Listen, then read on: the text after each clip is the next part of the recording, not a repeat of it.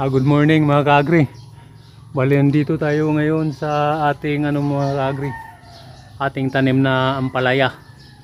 Yan, oh. Mag-testing tayo, mag-harvest tayo ng kahit dalawa mga kaagri. Ulamin natin. Ito pwede na to, oh. Laki-laki na yan eh. Simula na siyang munga mga kaagri. Yan. Pwede na ngang ma-harvest natin yung iba. Mag-testing tayo sa ating organic na organic na tanim na ampalaya. Yan. Ito na nabagsakan to ng nagsipaglipara na sanga ba na galing sa yung ng bagyo ba.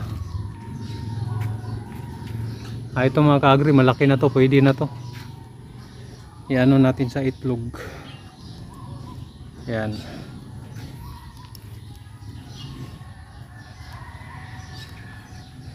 Mag-testing tayong mag-harvest ng dalawa ba. Itong malalaki.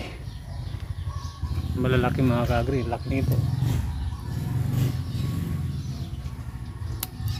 Yan, organic na tanim natin dito lang sa likod ng ilang gramo kaya to. Hanap pa tayo ng mga kaagri kasi maganda to pang sa umaga ba,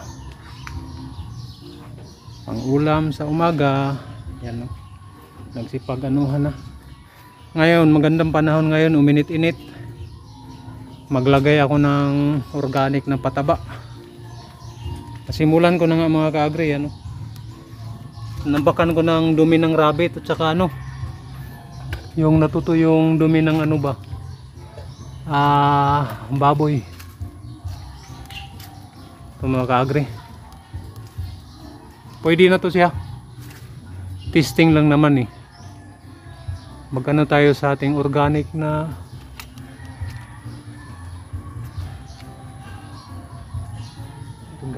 tanim. Itong sa akin, backyard gardening lang talaga to. Pang lang ba, pang sariling konsumo para hindi tayo bibili. Yan, pwede na to, dalawa.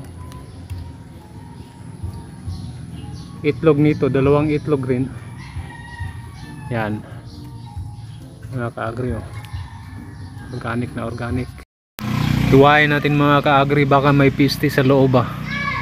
Yan, tingnan natin mga kaagri. Ito ang ating organic na ampalaya. Unang pag-harvest natin, wala talaga mga kaagri. Yan ang organic mga kaagri. Pure organic na ampalaya. Dito lang sa likod ng ating bakuran.